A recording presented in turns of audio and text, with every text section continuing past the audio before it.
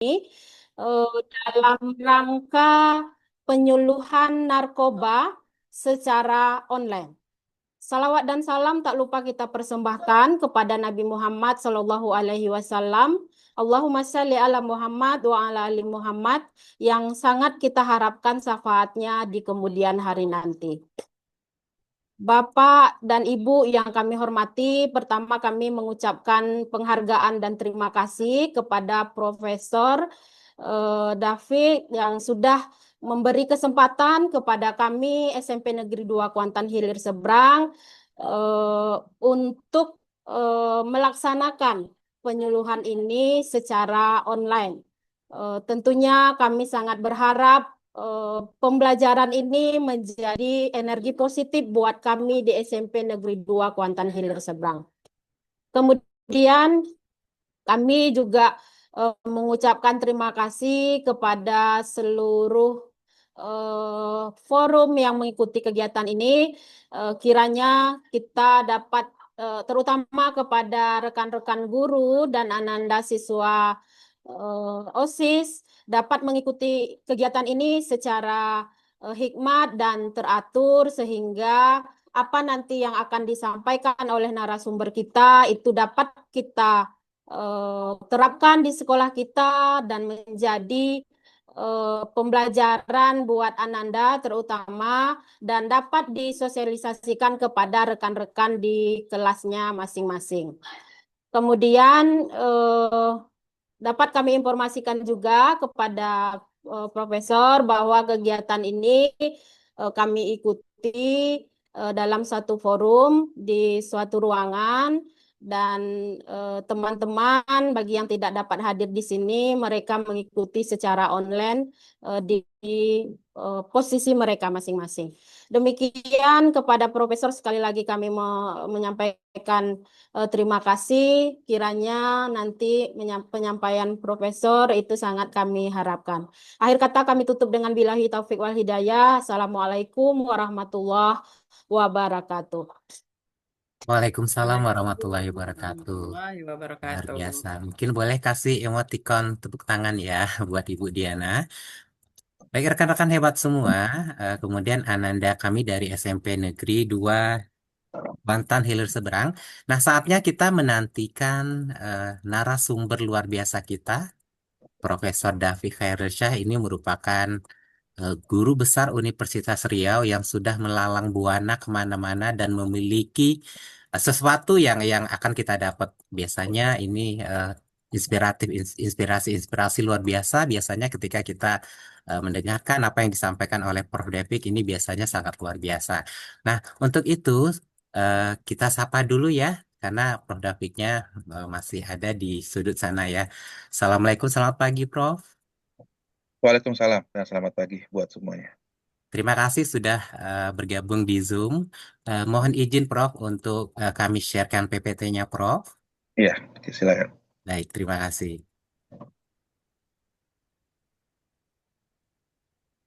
Mohon izin Bapak Ibu, apakah PPT saya sudah terlihat? Sudah. Sudah, Pak.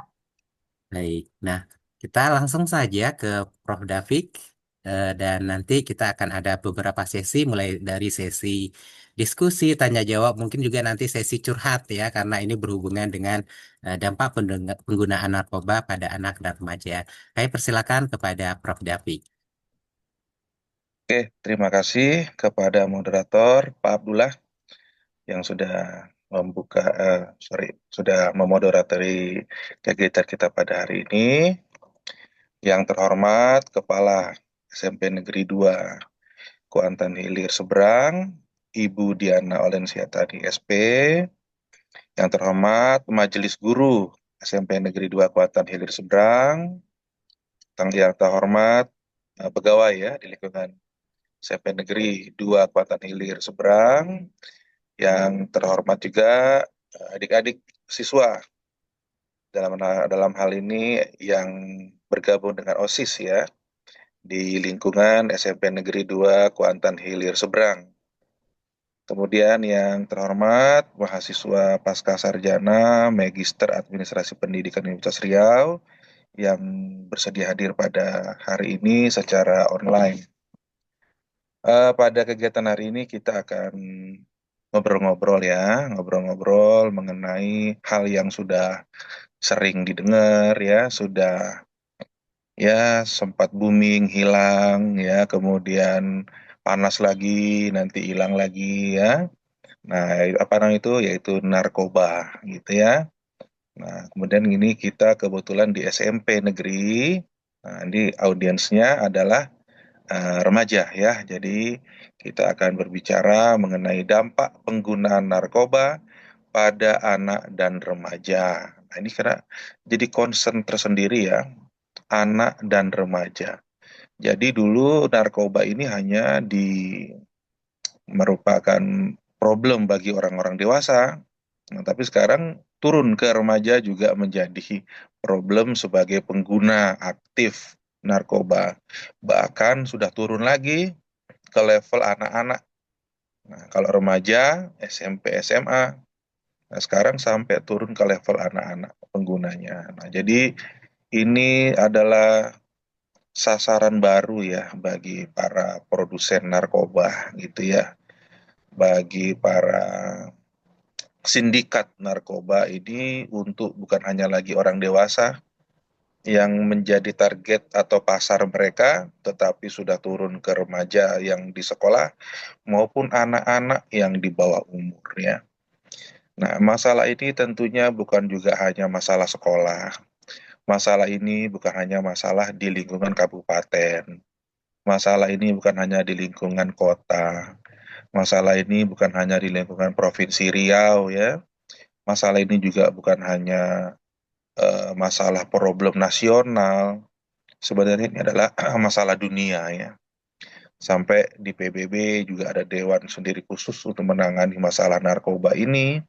Kemudian Amerika mengajak juga negara-negara lain untuk memerangi geng-geng produsen narkoba, baik di perbatasan Amerika, di Meksiko, di Kolombia, dan sebagainya ya.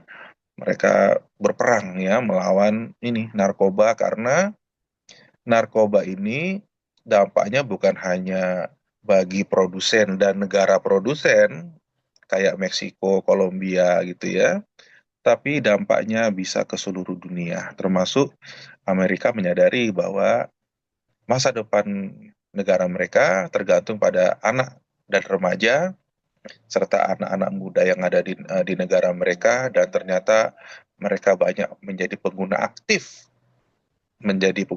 narkoba, dan itu mengganggu individunya, mengganggu kinerjanya, mengganggu masa depannya, mengganggu dia di sekolah, mengganggu dia ketika di kantor saat bekerja, mengganggu dia dalam pergaulan sosial sehari-hari, bahkan bisa mengganggu dan meracuni satu generasi. Nah, ini memang perang yang dari dulu sampai sekarang belum berhenti-berhenti, makanya saya bilang tadi ceritanya hilang-hilang timbul ya. Lagi panas, perang narkoba, serang narkoba, tapi ketika lagi adem, mereka pun menyusup secara halus, secara pelan-pelan, tidak kasat mata, tapi pergerakannya sistematis, pergerakannya itu strategis, mereka juga berpikir bagaimana produk mereka ini bisa disalurkan ke seluruh dunia, disalurkan ke seluruh generasi, dan 24 jam tanpa berhenti. Nah, ini mungkin yang kita sering dengar artis yang ketangkep narkoba. Mungkin kita sudah sering-sering dengar mungkin pejabat yang ketangkep narkoba gitu ya. Nah, tapi ternyata sekarang narkoba itu sudah dimodifikasi, sudah bertransformasi. Jadi mereka juga pikirannya juga bisnis. Bisnis harus menguntungkan. Supaya untung, pangsa pasarnya bukan hanya orang dewasa aja seperti dulu.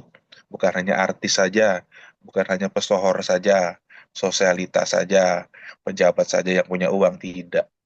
Mereka mengharapkan semua generasi di semua negara di belahan dunia ini diberikan saluran untuk mendapatkan narkoba dengan mudah. Nah, itu cita-cita mereka lah seperti itu. Tentu mereka berpikir, mereka juga berstrategi, mereka juga belajar marketing, mereka juga belajar tentang R&D, Research and Development. Bagaimana produk mereka ini bukan hanya seperti yang dulu. Seperti sekarang kita lihat permen, bukan peraturan menteri ya, permen bonbon ya. Permen bonbon itu berisi narkoba. Kemudian makanan yang seperti snack anak-anak itu juga narkoba. Kemudian juga yang terakhir ada kue ditaburin narkoba gitu ya, ini macem-macem. Kita nggak tahu nih yang kuenya yang mana, tapi anak-anak kok jadinya rajin beli, sering beli, ketagihan beli, ternyata mengandung narkoba gitu ya. Nah ini kan strategi bisnis yang dilakukan oleh produsen narkoba itu gitu ya, dan mereka juga semacam punya holding company ya besar gitu ya untuk bagaimana jualan mereka, produk mereka, SDM mereka juga bergerak semua gitu ya untuk memasarkan produk mereka ini yang eh, produk mereka ini ilegal ya. Nah, walaupun sebagian legal. Kenapa sebagian legal? Karena dipakai untuk rumah sakit, dipakai oleh dokter, oleh perawat untuk apa?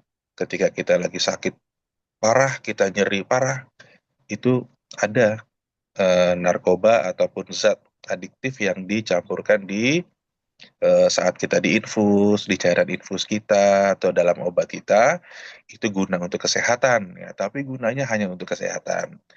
Ini akan menjadi penyalahgunaan ketika dikonsumsi tanpa ada dosis yang jelas, aturan pemakaian yang jelas oleh orang-orang sipil atau awam. Nah, ini jadi problem. Problemnya adalah kecanduan. Problemnya adalah ketagihan. Problemnya adalah sakau pasti itu ya, sakau. Nah, itu kenapa?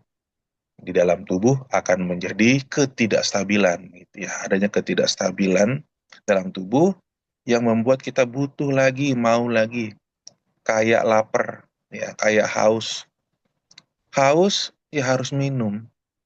Jadi kalau haus dibawa baca buku nggak bisa ya. Haus diajak olahraga tambah parah gitu ya. Haus diajak ke masjid ya nggak nyambung katanya gitu ya. Ya, haus harus minum. Nah, obatnya haus air gitu ya. Nah, sama dengan narkoba ini ketika sudah kita kecanduan,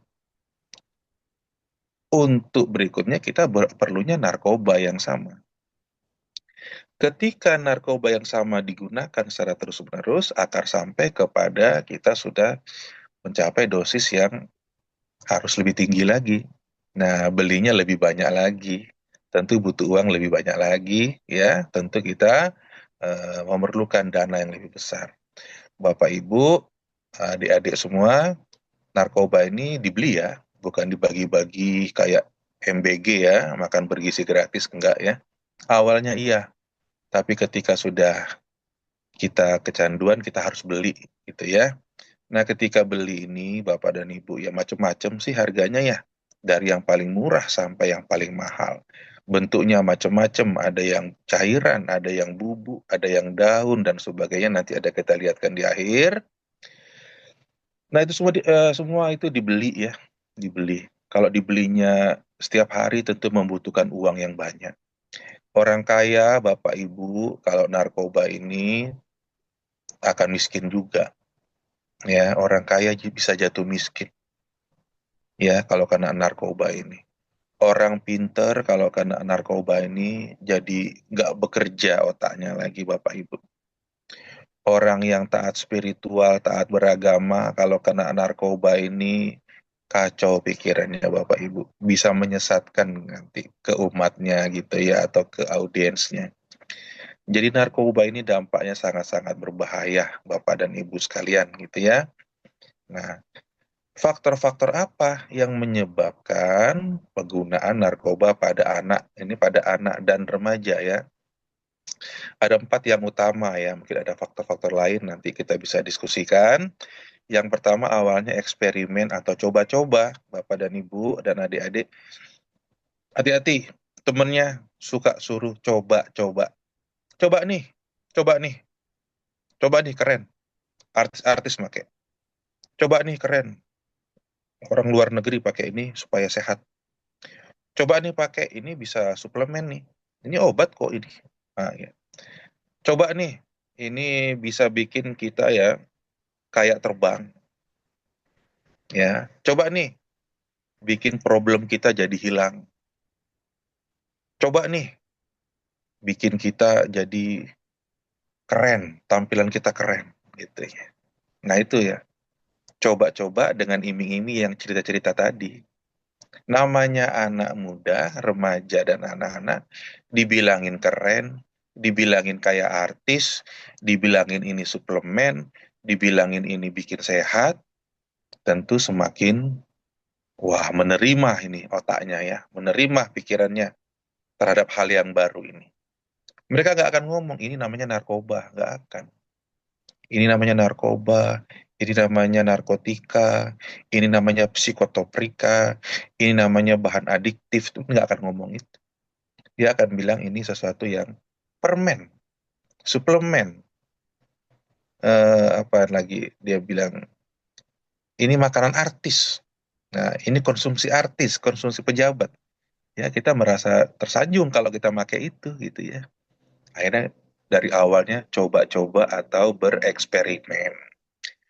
Nah, ini yang hati-hati. Jualannya itu awalnya gratis.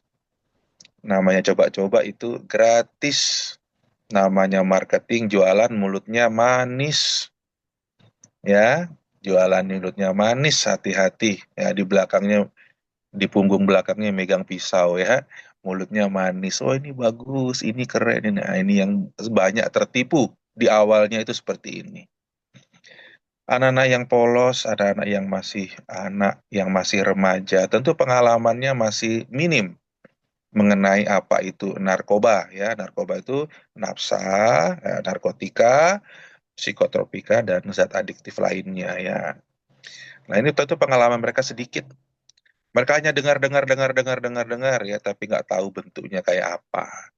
Dengar dengar dengar dengar, tapi nggak pernah ada fakta cerita BNN atau apa bawa ke sekolah. Ini loh yang namanya narkotika, ini jenisnya. Nah, ini harganya, ini bubuknya, ini warnanya. Belum pernah ya. Ini namanya psikotropika. Bentuknya kayak gini, pilnya seperti ini, ada yang bulat, ada yang segitiga, ada yang segi empat. Jarang ya, apalagi sampai ke daerah-daerah. Nah, termasuk yang bahan-bahan atau adiktif lainnya, seperti yang sempat booming dulu ya, ekstasi ya. Kalau di pergaulan malam, di klub malam, yang ada di malam-malam lah gitu ya, ajub-ajub-ajub ya, dugem-dugem-dugem. Nah, nanti di sana tempat pemasarannya ini. Narkotika, psikotropika, dan pil-pil lainnya. Nah, ini semua berbahaya karena ini zat kimia. Zat kimia, dan akan berbahaya kalau penyalahgunaannya ini salah dalam penggunaannya, dosisnya semakin bertambah, tambah banyak, tambah sering make. Jadi frekuensinya akan bertambah terus makainya, kemudian jumlah yang dimakan akan tambah banyak, dan kadang nanti akan meningkat. Awalnya cuman yang rokok-rokok itu ya, dari ganja, ya minimal tuh yang dari Aceh ya, dari daun ganja.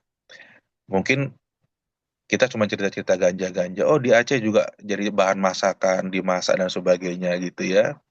Nah, tapi kalau ganja itu dikonsumsi terus-menerus sebagai rokok, sebagai apa, itu akan jadi kecanduan juga dan akan membuat efek yang sama dengan narkotika yang bubuk, yang cair, ataupun yang pil gitu ya. Yang kedua, faktor penyebabnya adalah tekanan teman sebaya. Ini remaja hati-hati. Tekanan teman sebaya. Ditekan. Supaya apa? Supaya bisa masuk grup kita. Supaya bisa masuk geng kita. Supaya bisa diterima dalam ini kelas sosial yang keren, yang tinggi. Nah, di satu angkatan, di satu kelas, satu sekolah, dan sebagainya. Tekanan inilah yang membuat anak-anak yang polos-polos tadi merasa perlu untuk menggunakan ini agar diterima oleh teman sebayanya. Karena bagi remaja, penerimaan teman sebaya itu sangat penting, Bapak dan Ibu ya. Mereka merasa kalau nggak diterima oleh teman sebaya itu hampa hidupnya, terisolasi, dia bahkan bisa terhina gitu ya. Dibandingkan kalau dia ditolak oleh orang tuanya saat remaja. Kalau ke orang tuanya marahin dia lari dari rumah gitu ya. Dia melawan dia bertengkar, bisa beradu argumen. Tapi kalau dengan teman sebaya ini bisa buat dia frustrasi, bisa buat dia depresi, sedih hati, menyendiri gitu ya. Kenapa? Ditolak teman sebaya itu bagi anak remaja merupakan hal yang sangat-sangat membuat mereka terpukul dalam kehidupannya. Oleh karena itu supaya diterima mereka rela melakukan apa saja termasuk narkoba ini. Yang ketiga adalah kurangnya pengetahuan. Yang saya bilang tadi ya, kita hanya cerita narkoba, narkoba, narkoba, tapi nggak pernah tahu bentuknya kayak apa. Nggak pernah ada sosialisasi yang langsung betul-betul dari BNN, dari tim granat, dari apa yang datang ke sekolah bawa alatnya, bawa bentuknya, supaya anak itu lihat, oh seperti ini. Jadi ketika mereka mendapatkan hal-hal seperti ini, mereka akan menghindari dengan tegas, mereka akan menghindari dengan kuat, tidak takut-takut, tidak ragu-ragu, karena sudah punya pengetahuan. Nah, ini ya, tim dari BNN dan sebagainya kadang hanya sampai di kota gitu ya, tapi ke kecamatan, ke kampung, kemana itu masih belum tampaknya. Sementara narkoba ini nggak pandang kampung, Bapak Ibu, nggak pandang desa ya. Mereka masuk pokoknya barangnya laris manis, barangnya laku. Nah, ini yang mereka pentingkan gitu ya. Kemudian yang keempat adalah masalah emosional. Penyebabnya ya, penyebabnya adalah masalah emosional. Masalah emosi, anak bertengkar dengan ibu, anak bertengkar dengan bapak, anak bertengkar atau tidak, kehidupan tidak harmonis di rumah, bapak ibu bertengkar terus, dia pun jadinya kesel, dia pun jadinya nggak mood di rumah, dia nggak jadi betah di rumah. Akhirnya pelariannya bisa melalui narkoba ini. Atau tadi masalah-masalah emosional, putus pacar, diputusin pacar jadi masalah emosi. Masuk pedagang narkoba, masuk distributor narkoba, kesempatan nih, langsung masuk gitu ya. Nah ini masalah emosional apapun ya, lagi tidak naik kelas kah, atau lagi ada masalah dengan teman sekelas, teman seangkatan, atau dengan sahabat, nah itu semua bisa menjadi penyebab-penyebab emosi pada anak-anak, dan itu kadang narkoba sebagai salah satu solusi. Ya, padahal itu adalah solusi yang semu ya, atau palsu. Nah, tadi penyebabnya. Nah, sekarang dampaknya. Atau tadi penyebabnya ada 4 ya. Sekarang dampaknya nih. Dampaknya ada beberapa. Dampak penyalahgunaan narkoba pada anak dan remaja. Yang pertama, gangguan kesehatan fisik. Ada banyak dampak buruk penggunaan narkoba bagi kesehatan fisik generasi muda. Banyak jenis obat terlarang tersebut yang memiliki efek merusak pada organ tubuh, dalaman tubuh nih. Dalaman tubuh seperti apa? Hati rusak, paru-paru rusak ya, dan juga kerusakan pada otak, ini yang bahaya itu. Sampai lihat itu ya gambarnya. Habis make nih ya, langsung pingsan gitu ya. Nah ini hati-hati bagi anak-anak muda, bagi kita orang-orang dewasa ya, ini bisa merusak fisik atau badan kita. Oke, misalnya bahaya penyalahgunaan narkoba seperti kokain. Nah, kokain ini paling tinggi tingkatannya, paling mahal ini ya, dan itu biasanya dia seperti yang cairan itu tuh. Nah, itu bisa meningkatkan risiko jantung. Jadi risiko serangan, jadi jantungnya diserang. Bisa juga menyebabkan stroke. Nah, stroke tuh ya, Nah, menyerang otak juga, menyerang saraf-saraf juga. Kadang dia separoh bisa ini mulutnya nggak bergerak separoh ya, tangannya nggak bergerak bagian kiri atau kanan termasuk kakinya. Itu kena stroke ya, dari yang ringan sampai yang berat. Dan kejang-kejang nih. Nah, kalau overdosis bisa kejang-kejang juga nih, selain stroke bisa kejang-kejang keluar busa dari mulutnya ya, kayak banyak tuh ada artis, ada apa ditemukan meninggal di mulutnya ada busa gitu ya. Kadang mereka itu pakai narkoba kebanyakan atau overdosis. Sementara penyalahgunaan ekstasi, yang pil ya, pil ekstasi bisa meningkatkan resiko gagal hati dan gagal jantung. Hati rusak, jantung rusak. Itu susah obatnya ya, dan sakitnya minta ampun ya. Nah, jadi yang pertama tadi gangguan kesehatan fisik. Nah, fisiknya yang diserang, organ tubuh dan otak. Nah, yang kedua adalah gangguan kesehatan mental. Nah, kalau tadi fisiknya, sekarang mentalnya. Karena obat-obatan terlarang bisa mengganggu perkembangan otak, otak lagi tadi. Resiko mereka mengalami kesehatan mental pun juga akan meningkat, atau psikis atau psikologis. Karena yang diserang tadi otak. Studi menunjukkan bahwa penggunaan narkoba bisa meningkatkan risiko terjadinya gangguan kecemasan, depresi, dan gangguan bipolar. Nah, jadi ini. Obat-obat tersebut juga bisa memicu psikosis, yaitu kondisi ketika seseorang mengalami gangguan persepsi, pemikiran yang tidak rasional, dan hilangnya kontak dengan realitas. Ini yang lebih bahaya lagi. Nah, awalnya tadi adalah gangguan kecemasan, cemas, dan ketakutan. Ada orang lewat, itu polisi mungkin. Ada orang ngobrol di depannya, pasti ngobrolin saya itu. Nah, pasti tahu mereka saya pakai narkoba. Pasti ngomongin saya. Nah, tuh, cemas. Kemudian depresi, kesedihan yang mendalam. Sedih, sedih, sedih, tidak bahagia. Kenapa? Gangguan di otaknya. Membuat dia menjadi sedih, tidak bahagia. Dan gangguan bipolar. Bipolar ini gangguan emosi yang seperti orang gila sebenarnya, tapi nggak terlalu gila gitu ya. Gila itu nanti ketika psikosis. Sekarang ketawa-ketawa, tapi nanti tiba-tiba jadi sedih. Nanti ketawa lagi, itu sedih. Bipolar, dua polar, dua kutub. Sedih dan bahagia, ini cepat berubahnya. Nggak tahu karena apa, sedih. Nggak tahu kepikiran apa, bahagia. Nggak tahu apa, sedih. Kita lagi cerita berdua, ketawa dia. Nanti tiba-tiba sedih. Kenapa sedih?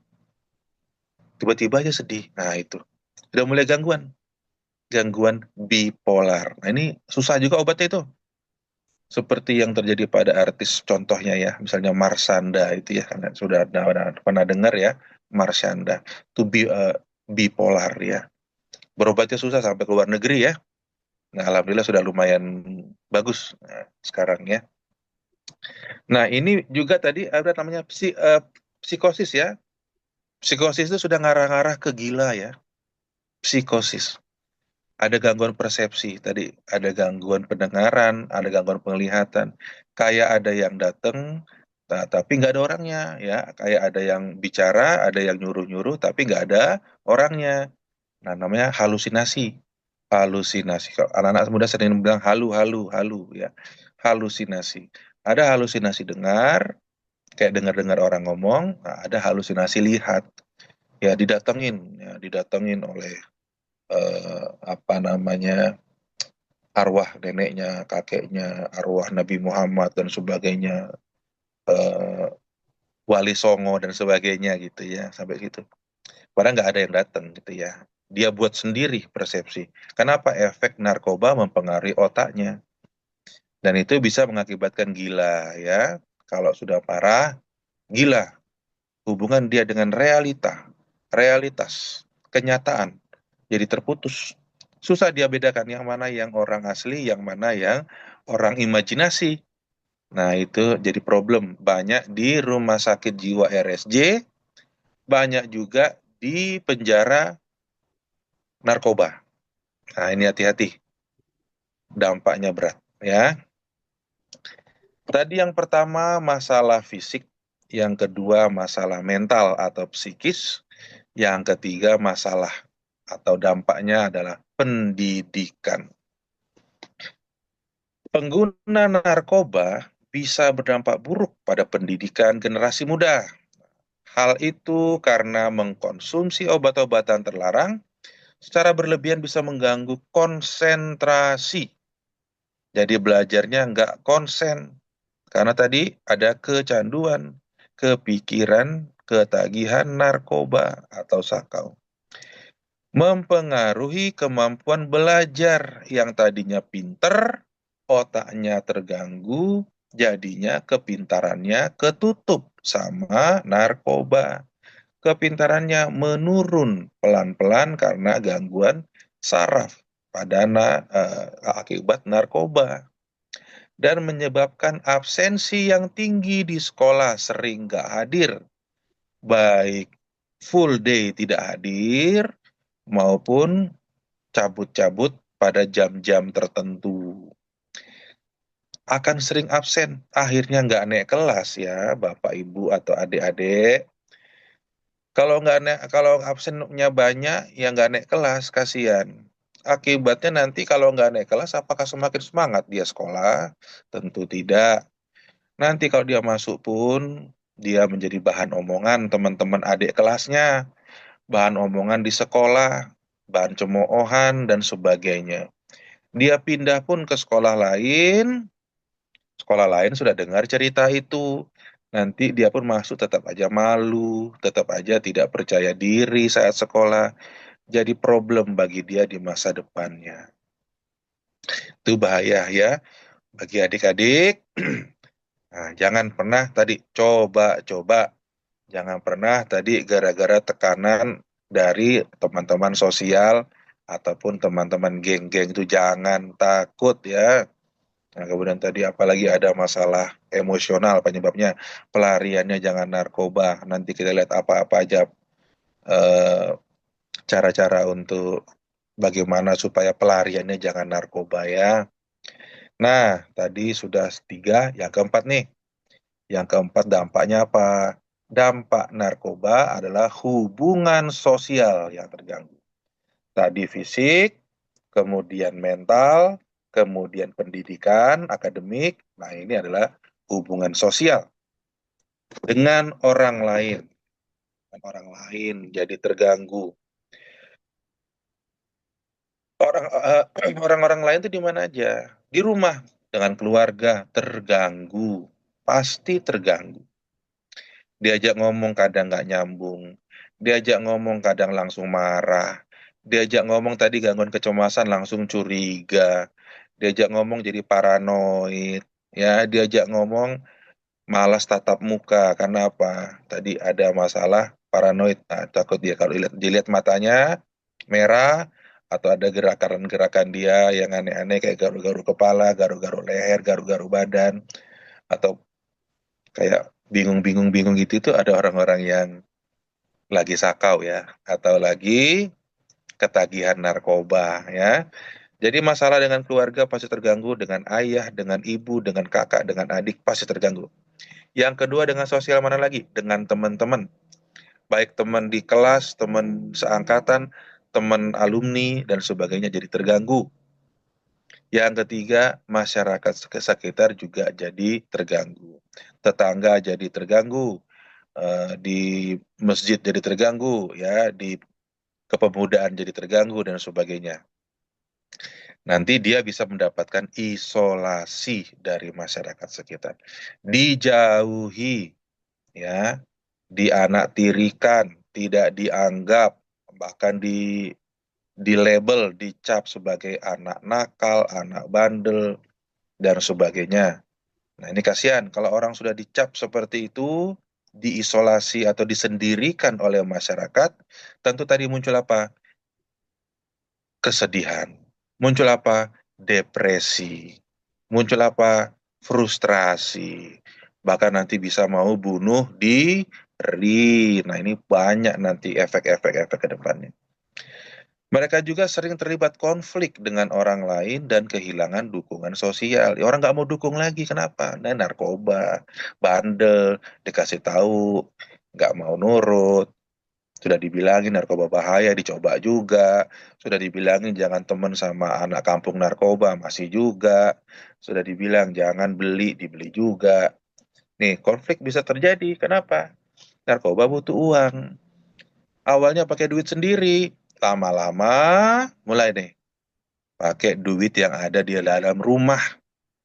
Duit kakaknya diambil, perhiasan adiknya diambil, dompet mamanya dibongkar-bongkar, dompet papanya dibongkar-bongkar. Nah, kadang di rumah itu jadinya penuh konflik, penuh kericuhan. Uang saya hilang, cincin saya hilang, gelang saya hilang, ini hilang, hilang, hilang, hilang. Nah, orang di rumah ribut, dia diam aja. Nah, padahal pelakunya dia ngambil uang, ngambil perhiasan, kadang handphone atau barang lainnya dijual untuk beli narkoba. Awalnya dari orang-orang dekat dulu yang diambil. Kalau sudah habis nih di rumah nih, udah habis, sudah kering, atau sudah ketahuan nih, mulailah ke teman-temannya. Teman di kelas sering kehilangan, hilang HP teman, hilang duit teman, hilang, hilang, hilang, hilang. Jangan-jangan ada yang narkoba. Kalau sudah ketahuan juga, dia ke tempat yang lebih luas lagi, di lingkungan pergaulan dia.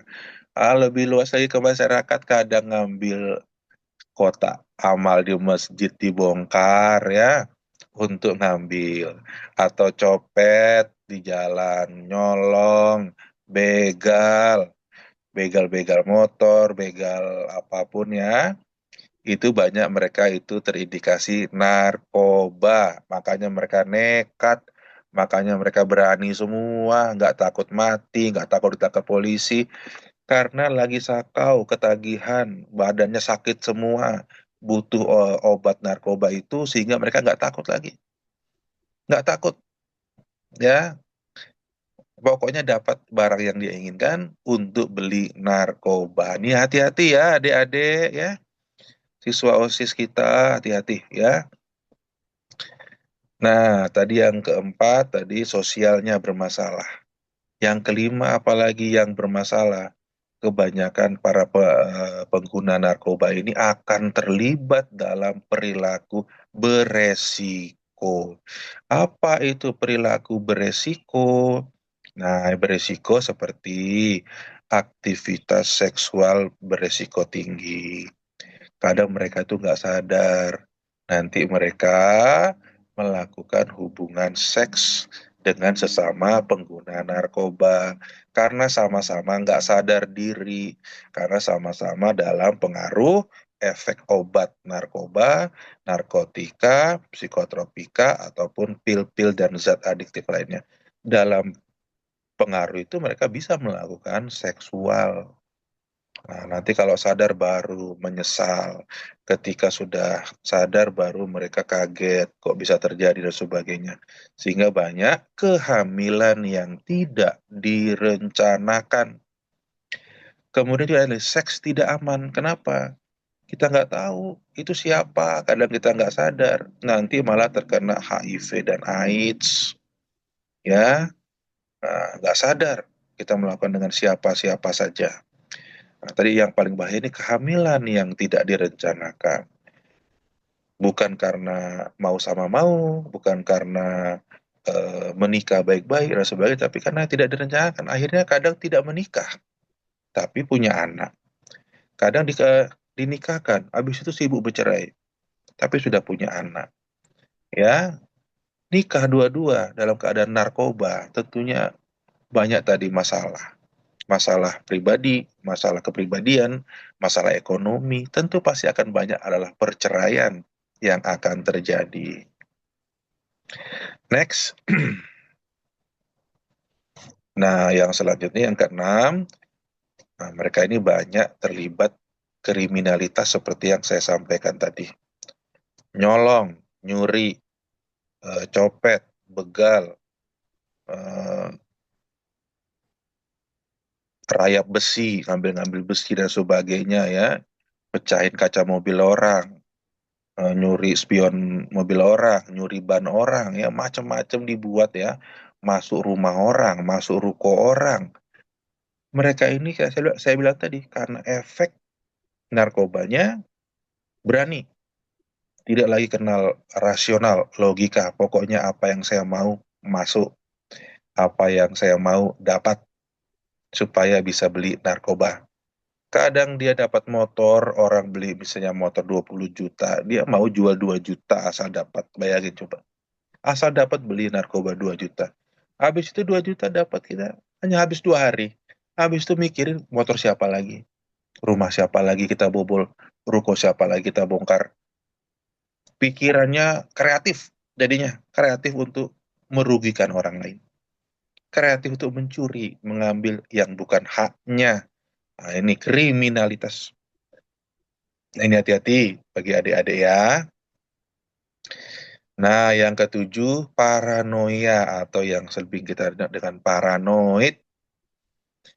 Rasa takut dan kecurigaan yang berlebihan yang saya sebutkan tadi ya. Curiga, ada orang ngomong di depan, pasti ngomongin saya lagi pakai narkoba. Ada orang ketok-ketok pintu, apa sih polisi nih, sembunyi dia nggak mau keluar rumah ya. Nggak bisa percaya orang-orang lain. Kenapa? Takut mereka tahu bahwa saya pengguna narkoba, nanti bisa ketangkep, bisa dibawa ke polisi, bisa dipenjara, dan panjang lah ceritanya gitu ya. Nah, jadi mereka itu akan dihantui sendiri oleh rasa takut dan kecurigaan yang berlebihan. Nah, ini yang katanya berlebihan. Pada orang ngomong depan soal orang lain, tapi pasti ngomongin saya nih. Pasti saya dibilangin narkoba nih, pasti, pasti, pasti. Berlebihan. Akhirnya bahagia nggak hidupnya? Tentu tidak. Bisa nggak dia nongol di tempat sosial publik? Nggak mau dia. Akhirnya lebih banyak menyendiri. Sendiri. Dengan dunia sendiri. Dengan narkobanya sendiri. Nah ini tiba-tiba overdosis sendiri. Di kamar kos, di kamar mandi, tiba-tiba sudah berbusa-busa mulutnya, sudah nggak bergerak lagi, sudah nggak bernyawa lagi kadang-kadang gitu ya. Nah ini hati-hati terhadap narkoba. Next. Nah tadi itu pertama tadi kita sudah bicara mengenai penyebab ya, ada 4 tadi penyebabnya. Kemudian kita bicara dampaknya tadi ada 7 dampak atau efek. Nah, kalau kita menggunakan narkoba ada 7. Nah, sekarang yang berikutnya, gimana sih cara menghindari penyalahgunaan narkoba gitu ya. Nah, yang pertama, hindari rasa penasaran untuk mencoba yang pertama tadi. Artinya apa? Adik-adik, ada yang nawarin gratis-gratis, pasti bohong ya. Yang gratis-gratis, yang manis-manis, pasti di belakangnya jebakan ya, pasti di belakangnya menyusahkan, itu pasti adik-adik ya, hati-hati.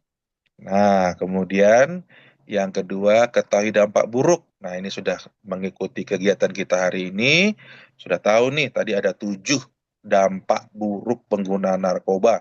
Mulai dari kesehatan fisik terganggu, mental terganggu, sosial terganggu, akademik terganggu, paranoid jadinya, kemudian dan lain-lain. Itu semua sudah kita tahu nih dampak buruknya, intinya nyusahin, susah hidup kita. Bukan hanya kita yang susah. Kalau kita kena narkoba, bapak ibu kita juga pasti akan susah. Bapak ibu kita susah, abang adik kita juga pasti susah. Bukan hanya kita, keluarga kita yang susah, keluarga jauh kita pun juga jadi susah. Ya, susah. Pokoknya kita hanya akan menjadi menyusahkan bagi orang lain. Selain kita sendiri juga susah. Ketika kita sakau, kita susah. Badan ini sakit semua. Badan ini nyeri semua. Badan ini kadang yang sakau, yang ketagihan itu ya, Bapak, Ibu, adik-adik, sampai antuk-antukkan kepalanya ke dinding tuh, saking dia kesakitannya, banting-banting badannya sendiri ke dinding, ke lantai ya, ketika sakau gitu, harus butuh eh, narkoba untuk membuat dirinya stabil lagi, hormon di dirinya stabil lagi. Nanti akan berulang lagi dan keterusan. Bahkan semakin butuh dosis yang lebih banyak dan kejadian sakaunya akan semakin lebih sering. Nah, ini yang jadi problem. Kita pribadi jadi bermasalah, keluarga bermasalah, luar keluarga kita bermasalah, masyarakat kita bermasalah, sekolah kita bermasalah ketika ada satu orang kena narkoba, orang ngecap, wah itu sekolah narkoba itu hati-hati itu jangan masuk sana. Ah, begitu ya. Yang ketiga, lakukan kegiatan positif seperti olahraga. Olahraga banyak kok macamnya ya. Gak hanya futsal. Ada macam-macam kok olahraga di dunia ini. Termasuk olahraga yang sendiri, olahraga yang berhadap-hadapan, atau yang berlomba-lomba. Itu macam-macam jenisnya banyak. Silakanlah alihkan energi anak-anak muda kita ini, energi anak-anak ini, pikiran anak-anak remaja ini ke kegiatan positif salah satunya olahraga atau dengan organisasi lainnya seperti seni. Seni banyak macamnya. Seni suara, seni drama, seni banyak macam. Silakan ikut semuanya atau salah satu gitu ya. Supaya tadi waktu kita habis untuk kegiatan yang positif dan prestasi yang bisa membanggakan diri kita gitu ya.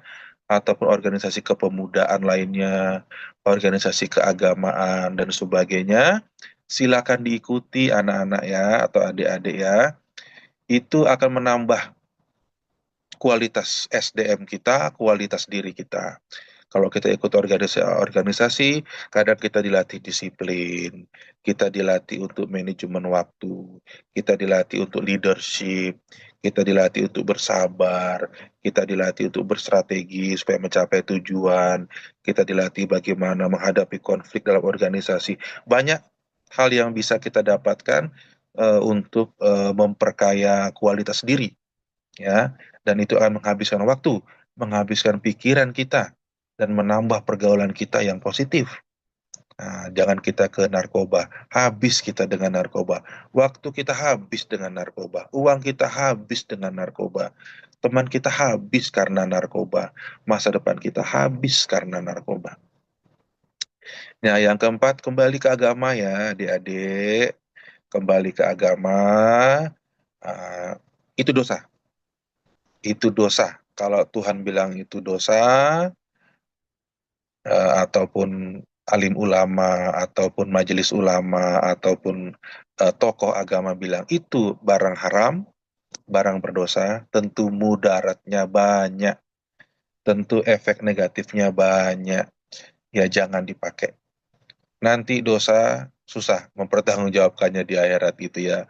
Kenapa kamu mati ya kata malaikat nanti karena narkoba malaikat ya tentulah jalannya ke sebelah kiri ya bukan ke sebelah kanan. Kan susah nih ya.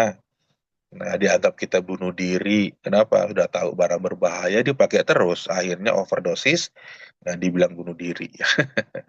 Atau kita menganiaya diri sendiri. Yang kelima, hindari pergaulan malam ya adik-adik. Kalau bisa semua urusan diselesaikan sebelum matahari terbenam. Lakukan saat matahari sudah terbit ya. Sebelum matahari terbenam, selesaikan semua urusan sekolah, urusan pertemanan, urusan pergaulan, urusan tugas, urusan apalagi, selesaikan semua. Kalau matahari sudah eh, terbenam, besok lagi. Ya, kalau nggak bisa diselesaikan online di rumah, besok lagi kita lakukan. Kenapa keluar malam ini sama menjadi kecanduan, ketagihan, dan di pergaulan malam inilah banyak beredar narkoba, banyak beredar zat-zat tropika dan sebagainya. Hindari pergaulan malam, jangan coba-coba. Enak malam, kita anak muda enak malam, ngilangin stres, jangan, di rumah aja. Di rumah aja, ya, dengan papanya, dengan mamanya, dengan kakaknya, dengan adiknya. Bosan, Pak? Semua orang bosan, tapi kita coba cari apa cerita kita, apa ini dunia keluarga kita sebenarnya gitu ya. Jangan keluar itu semu semuanya ya. Nongkrong kita semu ya. Duduk-duduk kita semu. Ngobrol-ngobrol kita di luar semu semua itu ya. Semu semua itu nggak ada gunanya. Lebih baik di rumah Di rumah silakan nonton TV, di rumah silakan main HP, di rumah silakan ngobrol-ngobrol apapun, silakan berkreasi, silakan buat PR, silakan belajar untuk besok, lebih bermanfaat dan berguna untuk masa depan adik-adik semua ya. Jadi itu hati-hati, malam itu saatnya kita di rumah. Jangan keluar rumah lagi ya, dan jangan coba-coba, nanti ketagihan. Di bagian terakhir ini adalah jenis-jenis contoh ya. Ada beberapa gambar, contoh morfin, nah, ada kodeina, ada heroin. Nah, ini nih yang macam-macam nih, ada yang bubuk, ada yang pil, ya, ada yang tablet ini, nah, ada yang candu. Ya, tadi saya bilang ada yang daun ganja kering ya dijadikan rokok. Nah, itu semua ada lagi di halaman berikutnya. Coba lihat next. Nah, ini narkotikanya. Ini ada kayak yang ganja, daun ganja ini tuh dibilang lima jari ya, seperti daun ubi ya, daun pucuk ubi ya, tapi dia 5 jarinya, gampang nanamnya ya. Ini dibiarkan bebas saja tumbuh ya. Nah, ini hati-hati. Ini sabu-sabu nih ya. Ada ekstasi yang seperti pil-pil ini ya. Ini ada macam-macam namanya, ada Riklona. Nah, kemudian ini ada namanya apa? Alprazolam, ada T-Rex, wah, ada tembakau gorila ya. Nah, ini ada yang mushroom jamur. Nah, ini semua diracik ini menjadi zat kimia yang berbahaya ataupun yang semi sintetis ya, campuran antara organik dan kimia. Nah, ini bisa menyebabkan nanti kepada kita bisa aja salah satu ini. Bisa salah satu, bisa dua kita pakai, bisa macam-macam. Ya, yang kurang-kurang ekonominya mungkin ganja cukup atau pil ekstasi cukup ya. Tapi orang kaya tentu duitnya lebih banyak. Yang mahal juga dia belinya ya, kayak tadi apa namanya, heroin gitu ya. Itu lain lagi pangsa pasarnya gitu ya. Nah, adik-adik, nah ini contoh-contoh lagi, ada yang disuntikkan itu ya. Nah, ada macam-macam nih. Nah, bahkan tadi ada yang dalam bentuk kue, ada yang dalam bentuk permen, ya macam-macam. Kita harus ikutin terus perkembangannya ya adik-adik ya. Jadi kita sering-sering baca di internet perkembangan-perkembangannya, kuenya kayak apa sih, permennya kayak apa sih gitu ya. Kita harus lihat terus perkembangan gerakan-gerakan sistematik dari produsen narkoba ini yang mendunia ini ya. Mereka punya jaringan sangat rapi, terstruktur. Susah Pak ngeberantasnya betul ya. Bahkan mereka yang di Kolombia, yang di Meksiko punya angkatan bersenjata sendiri ya, punya rudal sendiri untuk menjaga pertahanan mereka. Tentu lawannya berat gitu ya. Nah, nah itulah lawan perang dengan narkoba ini kayaknya bakal terus menerus ya. Kita pun juga tidak henti-hentinya untuk terus ya kepada anak-anak didik kita, kepada keluarga-keluarga yang kita sayangi, tetangga kita, saudara jauh kita ya, ngobrol-ngobrol tentang narkoba ini, mengingatkan mereka. Yang jadi problem sekarang adalah banyak aparat-aparat penjaga yang sebagusnya menjaga kita juga banyak yang terlibat narkoba. Ini hati-hati. Jadi sudah, tanda kutip, sudah darurat narkoba Indonesia. Nah, ini hati-hati ya adik-adik semuanya. Bagi yang yang belum terkena, ini pelajaran sangat berharga. Bagi yang sudah terkena atau sedang terkena, bagi anak-anak atau adik-adik siswa kita, jangan takut ya. Kalau tidak kalian sembuhkan, ini akan semakin parah. Seperti yang saya bilang tadi, kalau mau BNN itu menawarkan ya, atau ke sekolah, nanti kalian itu tidak kena kriminal, tidak dikriminalkan, tidak dikasuskan hukum. Kalian nanti akan dibawa untuk apa apa namanya, disembuhkan ya, dibawa untuk disembuhkan. Jadi bukan ditahan di tahanan. Jadi kalian akan dibawa ke rumah khusus, nanti kalian akan disembuhkan di situ. Kalau sudah sembuh, silakan ke sekolah lagi. Nah, jadi bagi yang sudah terkena, itu solusinya jangan diterusin. Ya, jangan ditingkatkan. Hari ini dosisnya ditingkatkan, besok karena nggak mempan lagi. Jangan. Akan jadi problem yang lebih besar. Mendingan untuk diobati oleh tim BNN. Nah, BNN menawarkan tidak dikriminalkan, tidak dikasus hukumkan, tetapi kalian akan diobati, dijaga, dan diterusin sekolah kembali seperti teman-teman yang lain. Yang penting jangan malu, ya. Jangan malu, jangan takut. Yang penting kita tadi ingin sehat. Kenapa? Masa depan adik-adik semua ini sangat bergantung pada sekarang, ya. Kita nggak tahu nanti di antara siswa OSIS SMP 2 ini ada yang jadi orang hebat, mungkin jadi presiden, mungkin jadi menteri, mungkin jadi gubernur, mungkin jadi wali kota, mungkin jadi bupati, mungkin jadi pengusaha, mungkin jadi YouTuber terkenal, sosialita, artis, dan sebagainya, kita nggak tahu. Nah, tapi gara-gara narkoba mungkin hancur semuanya ya masa depannya. Masa depan diri, masa depan keluarga, masa depan masyarakat ataupun sekolah kita juga bisa terkena dampak dari perilaku penggunaan narkoba kita. Oke, saya rasa cukup sekian. Nah, kembali ke moderator, silakan mungkin ada yang mau sharing pengalaman atau ada yang mau itu ya silakan aja ya. Kembali ke Pak Abdullah, moderator. Baik, terima kasih Prof. Luar biasa. Boleh dong kasih tepuk tangan ya, kasih emoticon. Ya, luar biasa tadi penyampaian dari Prof. David Khairil Syah. Dan tentunya ini sangat menginspirasi kita semua untuk selalu menjaga peserta didik kita agar bagaimana sih caranya biar narkoba ini betul-betul stop jauh dari kita. Baik, Prof, saya hari ini seneng banget karena banyak melihat wajah-wajah anak-anak SMP Negeri 2 nih yang sudah luar biasa ya. Dari berbagai sudut di Zoom ini sudah luar biasa ya, sudah hampir 50 di mana mereka secara berkelompok ini Prof ya, dari 10 sampai 15 orang dengan beberapa link Zoom, beberapa video yang tampak ya. Terima kasih karena sudah bergabung.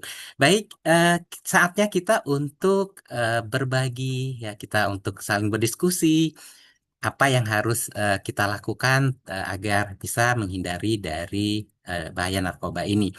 Baik, kami minta kepada para peserta untuk meraise hand atau mungkin di kolom chat juga nggak apa-apa ya, Prof. Jika malu untuk open mic, mungkin bisa di kolom chat. Silakan untuk bertanya atau saling berdiskusi dengan Prof. Devik. Ya, silakan di raise hand saja. Ini terbuka untuk semuanya ya, tidak hanya untuk dari SMP Negeri 2, tetapi juga buat rekan-rekan dari Pasca Sarjana Administrasi Pendidikan Universitas Riau. Ya, kami persilakan, silakan di raise hand atau mungkin di kolom chat tidak apa-apa. Untuk tahap pertama ini, sesi pertama, saya hanya akan terima 2 penanya saja untuk kita buka ruang diskusinya. Kami persilakan. Ya, baik, sudah ada 1. Kita tahan dulu, Bu Marlinda. Selanjutnya, penanya kedua. Baik, kita ke Bu Marlinda dulu. Silakan Ibu untuk membuka sesi diskusi dan tanya jawab kita pada pagi hari ini. Mungkin perkenalkan diri Ibu karena tidak semua yang di Zoom tahu kita siapa. Ya, silakan. Baik, Assalamualaikum warahmatullahi wabarakatuh. Waalaikumsalam warahmatullahi wabarakatuh. Baik, saya Marlinda, mahasiswa Pasca Sarjana Unri Administrasi Pendidikan.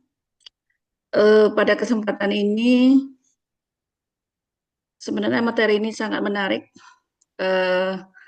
Kita tahu bahwa sebenarnya Indonesia sudah darurat narkoba, karena seperti Prof. David sampaikan, itu tidak hanya di kalangan dewasa, anak-anak sudah menyerang kepada anak-anak. Dan itu sangat ironis sekali buat kita, apalagi kita sendiri di sini banyak yang berasal dari dunia pendidikan.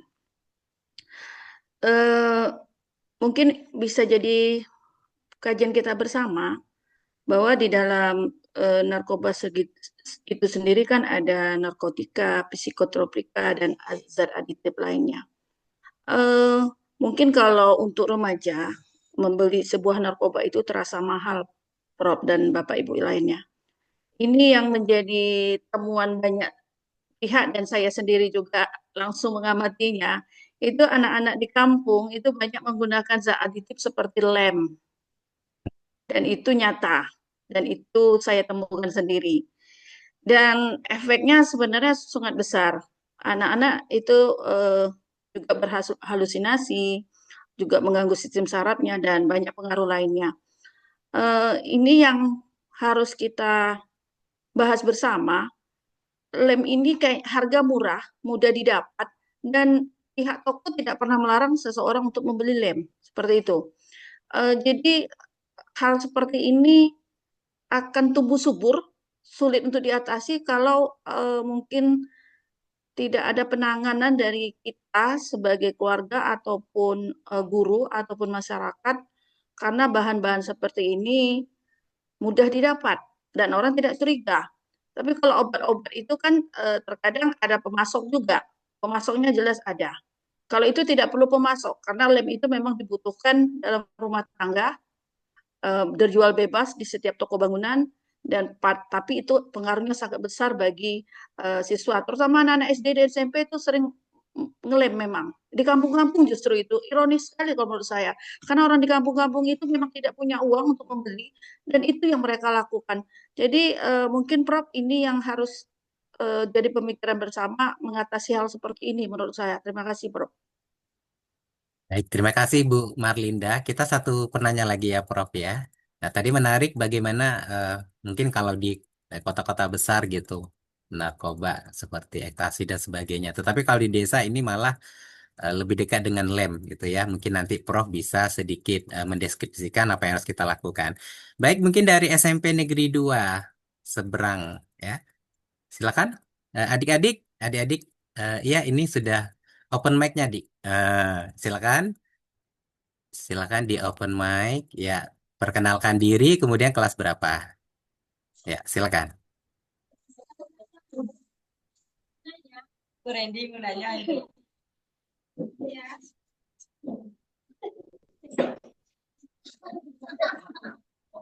Sabu-sabu itu apa, Bang? Oke.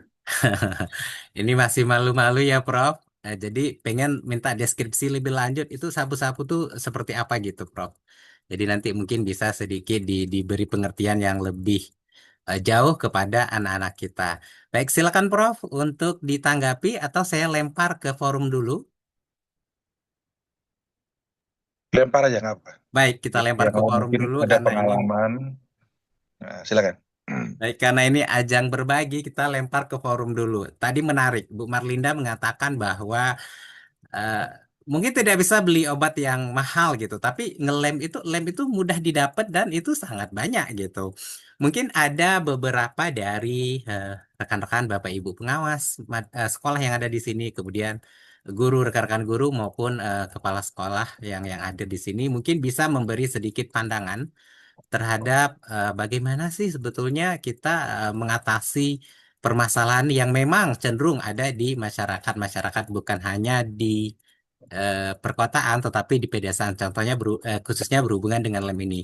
Baik, kita minta ke salah satu dari senior dulu ya adik-adik ya, kita ke Ibu Yuni yang dari SMP Negeri 7 Pekanbaru yang sudah selalu siap dengan ide-ide cemerlangnya bagaimana beliau memimpin SMP Negeri 7 Pekanbaru untuk menjadi lebih baik terkait dengan khususnya narkoba. Salah satunya ngelem ini yang sering jadi masalah berat juga bagi kita. Baik, silakan Bu Yuni. Terima kasih Pak Abdullah. Sini saya ingin bertanya, Prof. Bagaimana caranya kita ciri-ciri anak tuh udah kena narkoba, Prof? Secara langsung gitu. Kadang kita kalau menuduh kan, kalau anak sekarang, kalau dia apa dia marah aja, Prof. Jadi ciri-ciri secara apa gitu, bagaimana kelihatan anak-anak udah memakai? Gitu, Prof.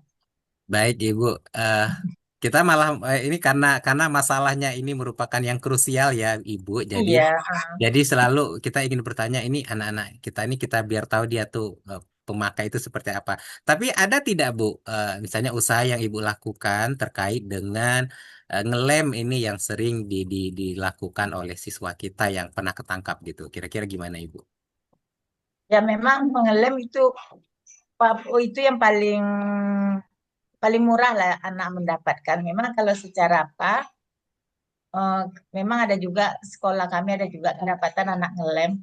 Kalau nengok ngelem itu kadang pikirannya itu kadang apa lagi dia, karena mungkin dia ngelem langsung ke otaknya mungkin kan. Jadi kalau sering itu bisa kadang kita bertanya dia entah apa dia pandang apanya. Mungkin itu salah satu. Jadi kami berusaha juga supaya bagaimana melihat anak kami jangan sampai apa kena narkoba. Itu salah satunya. Kadang kami ada juga dari BNN sering juga datang ke sekolah, bagaimana untuk mengatasinya supaya anak-anak ini tidak narkoba. Baik, jadi Dan dengan adanya TPPKK itu ada juga apanya? baik, terima kasih Ibu. Jadi dengan mendatangkan BNN karena Ibu BNN. berada di Pekanbaru ya. Tapi Prof, kita ingin tahu juga gitu. Di SMP Negeri 2 Hilir seberang ini, Bu Diana dan rekan-rekan guru lainnya, sebetulnya apa tindakan yang telah dilakukan khususnya terkait dengan permasalahan yang disampaikan oleh penanya tadi? Mungkin Bu Diana sendiri atau rekan-rekan guru sendiri memiliki trik tertentu untuk menghadapi hal tersebut. Kami persilakan. Ayo Ibu. Oke, terima kasih kepada Pak Abdullah. Izin saya menanggapi apa yang kita bicarakan pada pagi hari ini.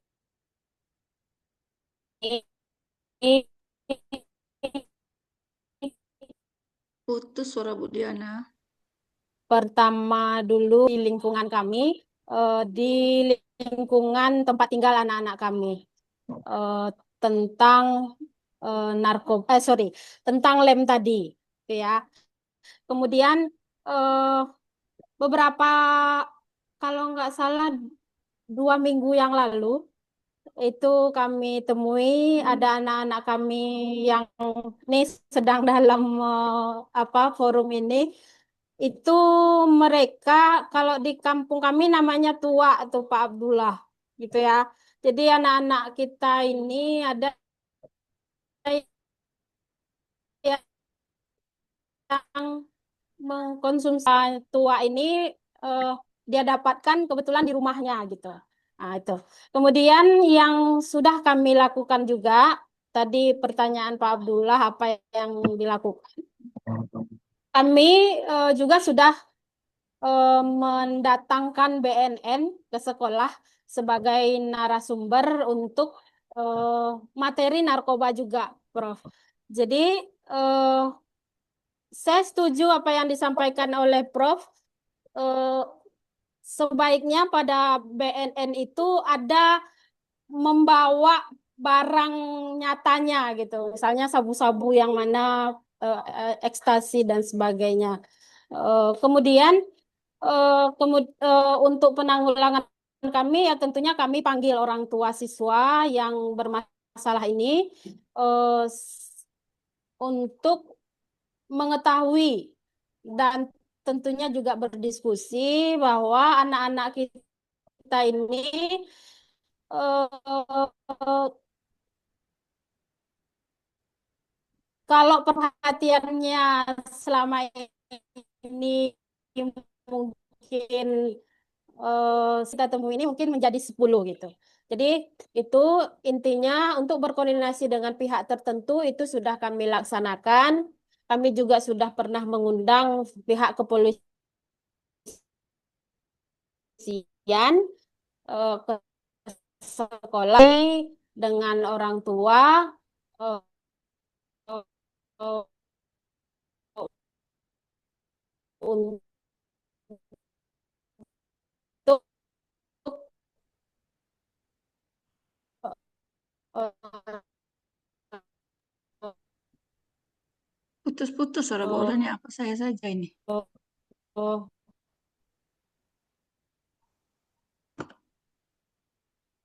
kondisi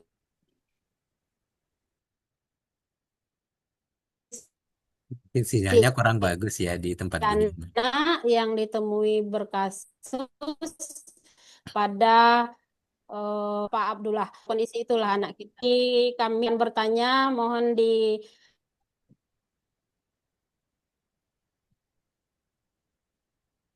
Baik, mohon maaf Ibu, suaranya putus-putus Ibu. Ya, malah kelempar ya. Baik, terima kasih Bu Diana. Nah, ini Prof menarik ya karena memang di masyarakat yang perekonomiannya lebih rendah, itu mereka lebih cenderung memilih itu. Baik, sebelum ke Prof, saya masih ada satu lagi yang sudah siap-siap untuk memberikan pendapatnya, eh, karena beliau juga merasa berada di daerah yang luar biasa jauh ya. Bu Lila Sari Pohan sudah siap-siap untuk memberikan masukan terkait dengan bagaimana kondisi pelajarnya di sana, siswanya di sana, khususnya di SMP Satu Atap ya. Baik, Ibu silakan berbagi untuk kita semua. Nah, baik, terima kasih Pak Abdullah. Untuk kasus narkoba, alhamdulillah di sekolah kami belum pernah ketahuan begitu Pak. Begitu juga dengan yang ngelem itu belum pernah. Tapi ini hanya eh, berbagi praktik baik saja. Waktu saya dulu SMA, eh, selain mendatangkan pihak BNN ke sekolah, kami juga ada kunjungan langsung ke tempat rehabilitasi narkoba. Siswanya dibawa gitu. Kemudian di sana tuh memang seram gitu Pak. Ada yang agresif itu memang dikurung, ada yang belum ke tahap agresif itu memang dibina. Sehingga kita siswa tuh merasa oke gini ya dampaknya gitu. Ada bagusnya juga kita ke sana gitu. Kemudian koordinasi dengan orang tua sangat penting. Penyalahan narkoba ini kan sudah sampai ke akar begitu ya Pak. Jadi untuk menuntaskannya ini butuh butuh power yang sangat banyak dan kita butuh koordinasi atau kolaborasi dengan semua pihak, masyarakat, orang tua, guru di sekolah dan pemerintah itu harus sama-sama bekerja sama gitu. Kalau cuman kita berjalan sendiri sepertinya ini tidak akan tuntas begitu Pak Abdullah. Terima kasih. Baik, terima kasih Ibu. Nah, kita ke Prof sedikit ya. Prof, ini bahwa ngelem ini memang sepertinya di beberapa daerah yang agak perkampungan itu memang sering.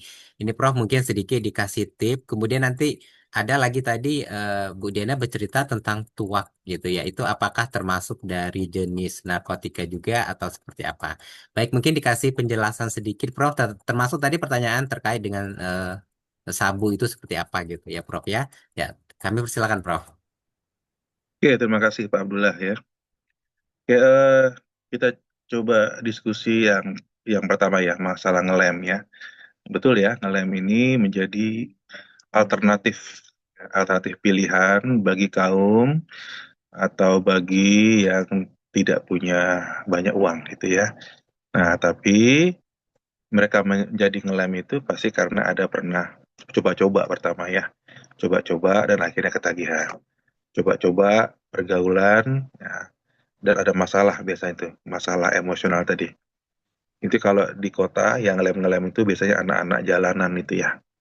Anak-anak jalanan yang tinggal-tinggal di bebas di jalanan, termasuk anak-anak kalau kita sering dengar anak pang ya. Anak pang yang dia tuh freedom gitu ya, free bebas.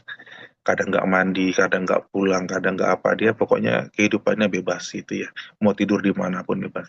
Nah, banyak orang-orang itu yang di jalanan itulah yang mereka menggunakan lem ini sebagai pelarian dalam kehidupan mereka, terhadap beratnya hidup mereka, terhadap masalah emosional yang terjadi pada diri mereka.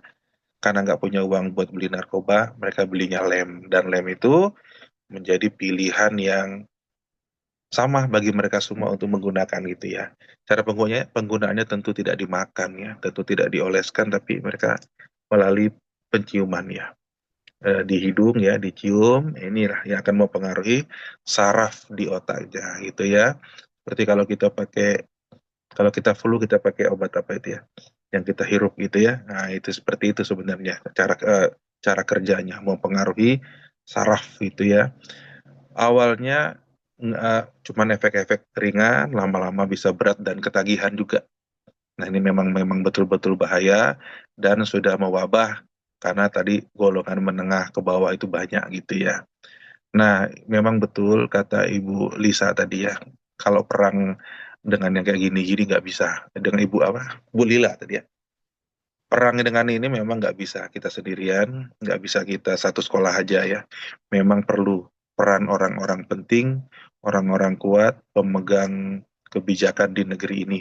Karena tadi perang lawan narkoba ini perang internasional gitu ya. Nah, termasuk ngelem ini juga seperti itu. Kalau misalnya ngelem ini hanya terjadi di kampung-kampung, sebenarnya struktur kampung itu sangat mudah gitu ya.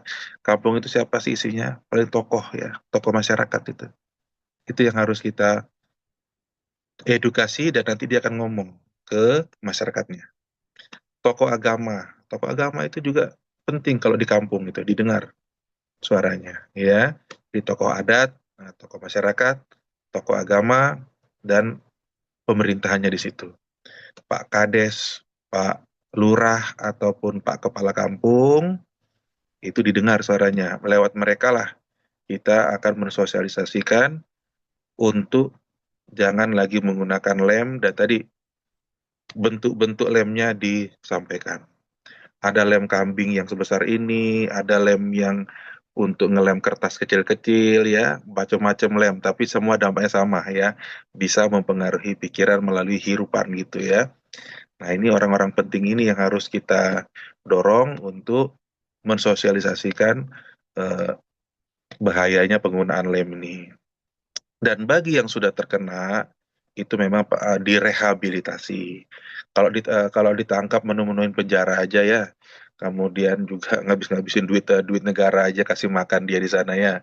Dan kadang mereka seneng tuh daripada di luar di jalanan, nah, mendingan di dalam penjara ya, aman, dikasih makan, hidup teratur. Kadang ada kegiatan-kegiatan di penjara ya, yang hiburannya ada, yang itu. Senang dia di penjara lama-lama, malas keluar ya. Dijemput orang tuanya malas dia karena di rumah pasti berantem ribut, orang tuanya orang susah dan sebagainya. Mereka sini aja lah, gitu ya. Kadang begitu ya. Nah, tapi nggak bisa ya, mereka itu harus direhabilitasi medis gitu ya. Mereka harus mulai, kalau rehabilitasi medis itu intinya ditempatkan pada satu tempat, dipantau oleh medis, mereka akan terus diberikan zat tersebut, tetapi dosisnya semakin lama semakin diturunkan, sehingga nanti mereka itu tidak lagi menggunakan itu ya. Selain terapi medis, nanti akan diberikan terapi perilaku ya, akan juga diberikan terapi kognitif. Nah, terapi kognitif. Narkoba itu haram ya. Lem itu juga masuk ke dalam zat adiktif yang haram karena banyak mudaratnya. Kemudian dia bisa mengganggu pernapasan, paru-paru, merusak hati. Nah, itu semua adalah kognitif. Diberikan pemahaman baru, brainwash ya, dicuci otaknya. Kamu punya masa depan, kamu masih muda, kamu tuh hebat, kamu ternyata berbakat, kamu ternyata bagus suaranya, kamu bisa jadi orang. Jadi, oh iya ya, karena saya pakai lem jadinya saya jadi kacau kayak gini. Ya. Jadi rehabilitasi medis tadi, rehabilitasi perilaku, rehabilitasi tadi kognitif ya, kemudian tadi jauhkan dari lingkungan yang menjadi sumber atau tempat peredaran dari lem-lem tersebut gitu ya. Nah, kalau bisa aparat polisi menangkaplah orang-orang yang sengaja ingin merusak generasi muda kita dengan ngejual lem yang tahu lem itu dibeli bukan oleh tukang bangunan, bukan dibeli oleh pihak sekolah yang ada PR atau kerjaan atau tugas sekolah butuh lem ya. Tahu dia itu. Ya dia udah tahu. Nah, ini orang-orang kayak gini adalah perusak bangsa juga, segera diberikan edukasi. Kalau masih juga ya terpaksa polisi bertindak kepada orang-orang tersebut. Nah, dinas sosial jangan lupa ya, dinas sosial itu memang tugas mereka.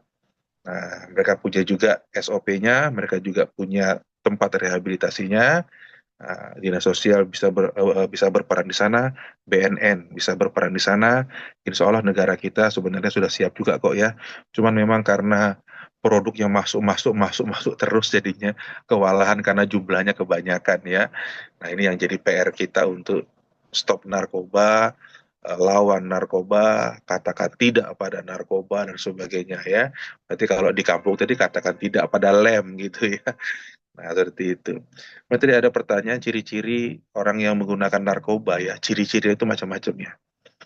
Kalau kita lihat sepintas lalu ya, atau kita tanya, kamu pakai narkoba nggak? Pasti jawabannya enggak.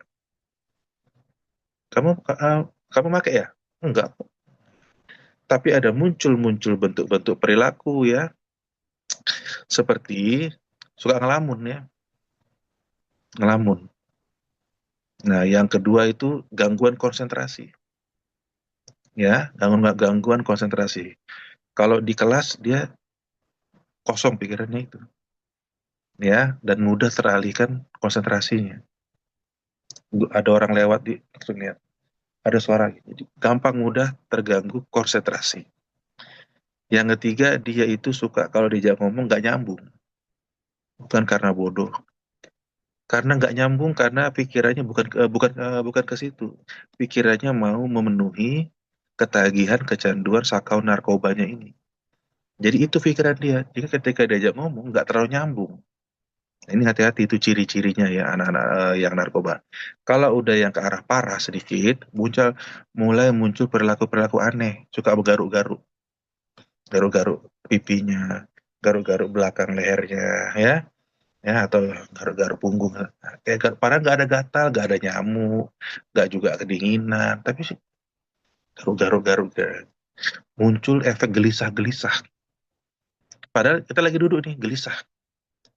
Kopi ada, pisang goreng ada, tapi gelisah, gelisah-gelisah. Mau kemana? Jawaban dia pasti bohong.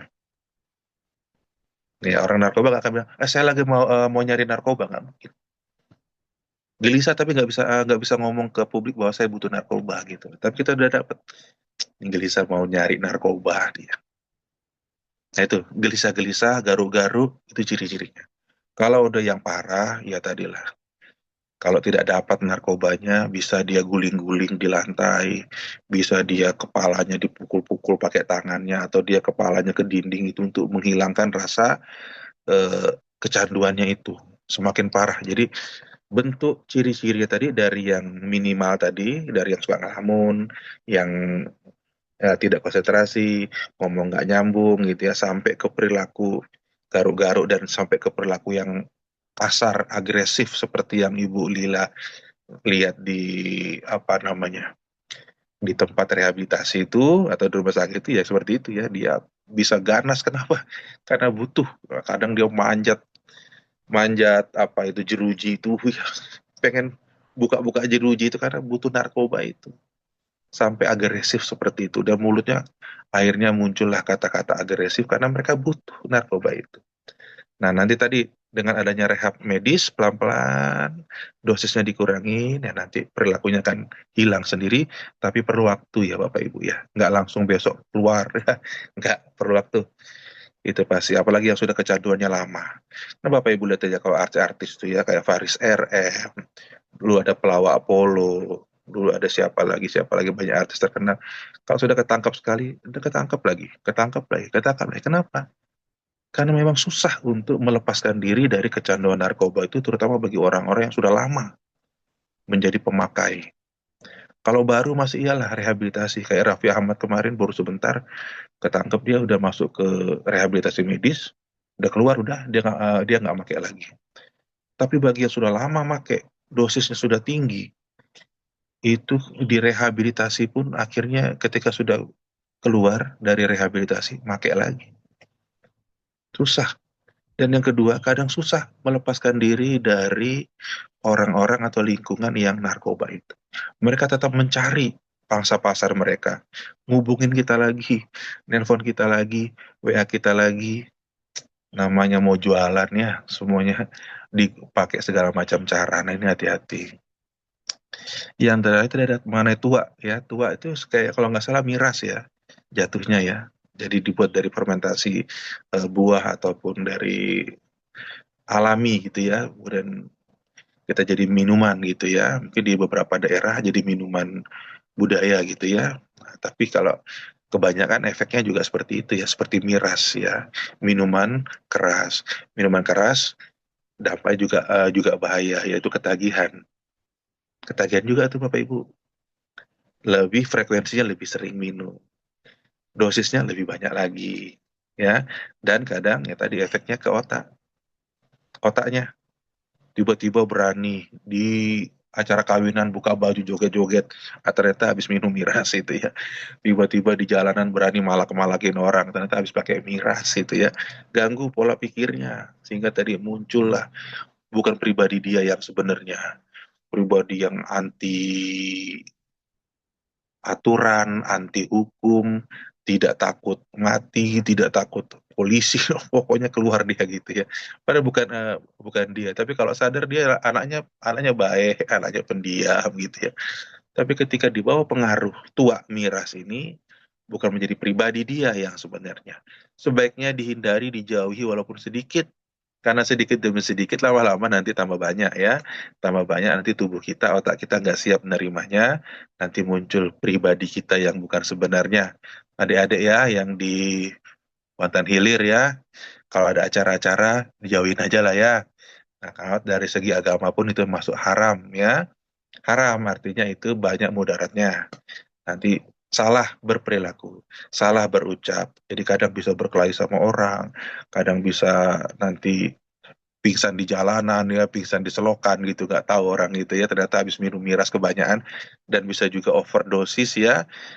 Mirasnya campur-campur kadang, campur alkohol ya, nanti dicampur-campur kelewatan, alkoholnya kebanyakan bisa meninggal juga itu ya, kayak yang di daerah-daerah Jawa itu dia campur-campur mirasnya ya, akhirnya meninggal semua gitu ya. Nah ini hati-hati kalau bisa, kayak ini banyak yang perempuan nih, adik-adik OSIS nih, yang minum tuh banyaknya sisi laki-laki ya. Kalau yang perempuan nih jarang minum, nggak pernah minum kadang ya, minumannya boba ini biasanya ya, kopi-kopi ya.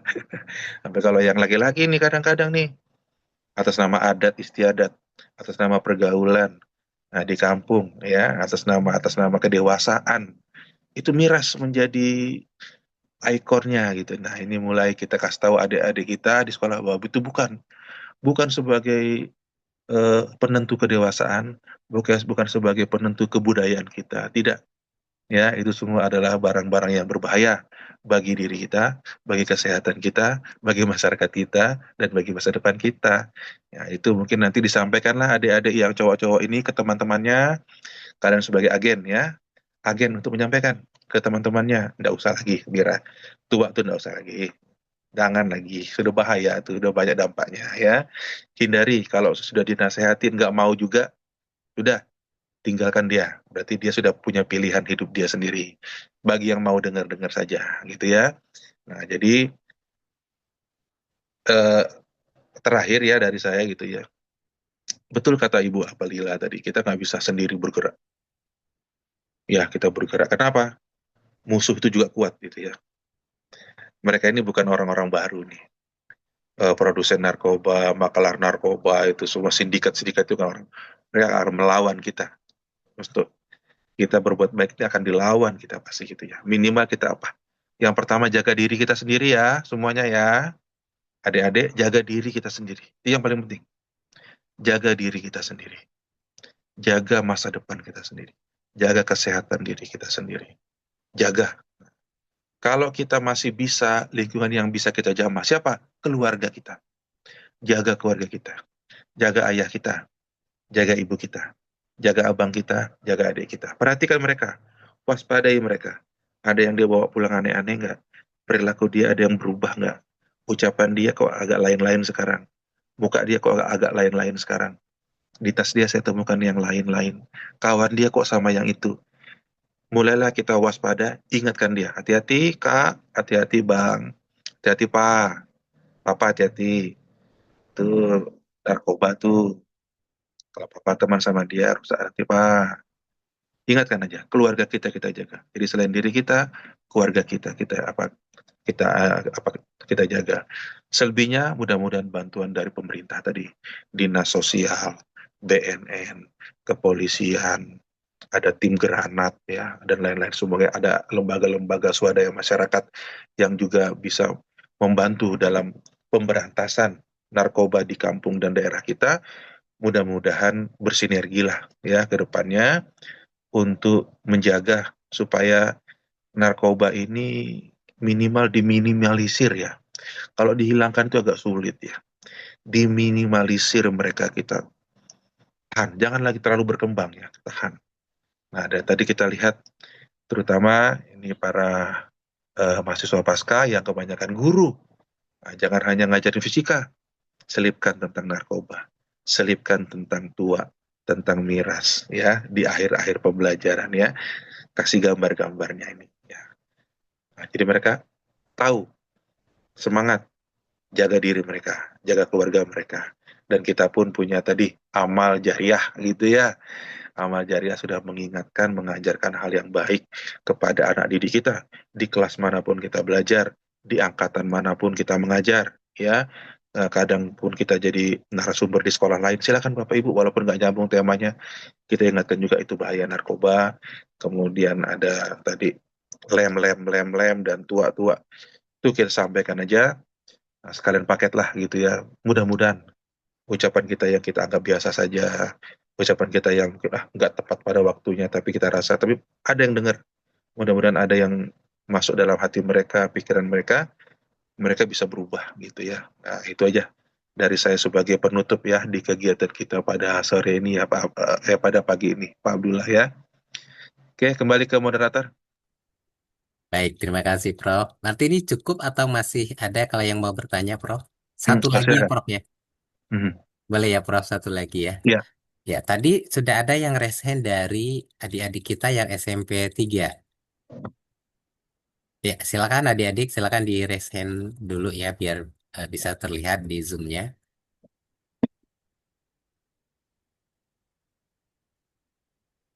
Mungkin kelempar kali ya Pak. Baik, Eh, kita terima satu lagi pertanyaan yang untuk kita diskusikan. Baik, Bu Diana, ada Bu Diana dari anak-anaknya?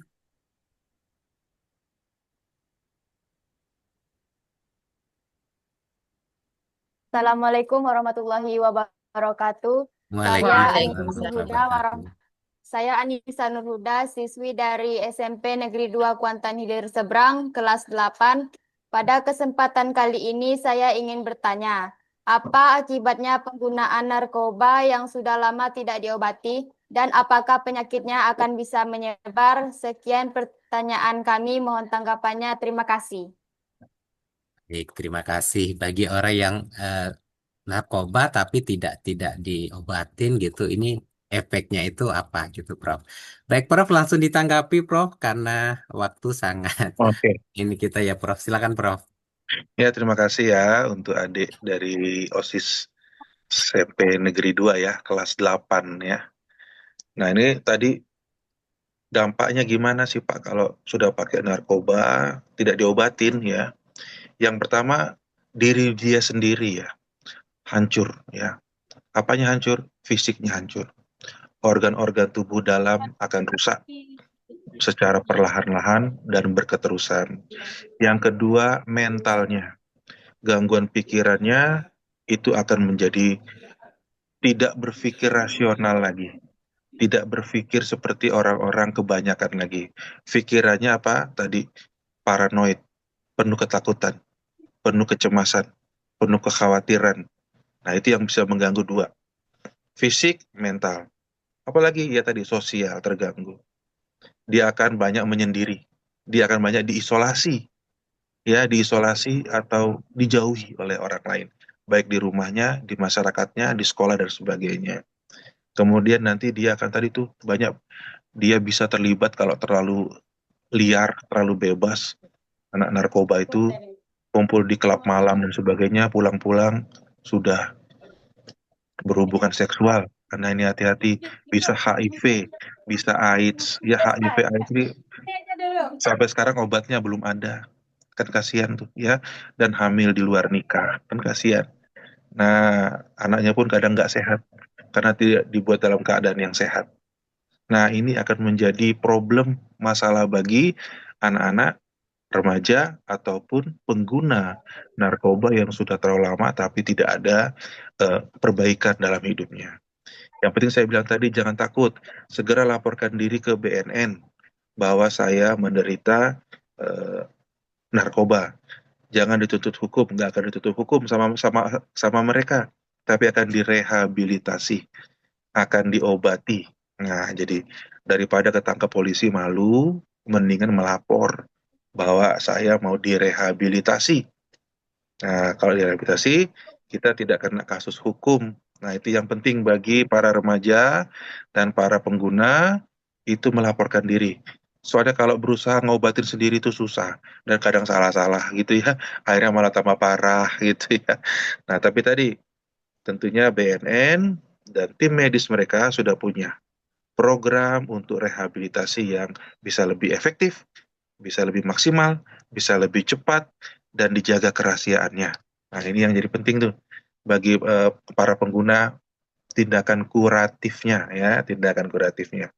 Nah, itu aja ya, Pak Abdullah, silakan. Baik, terima kasih banyak, Prof.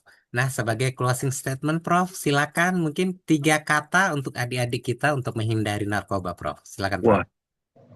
Wah, 3 kata ya.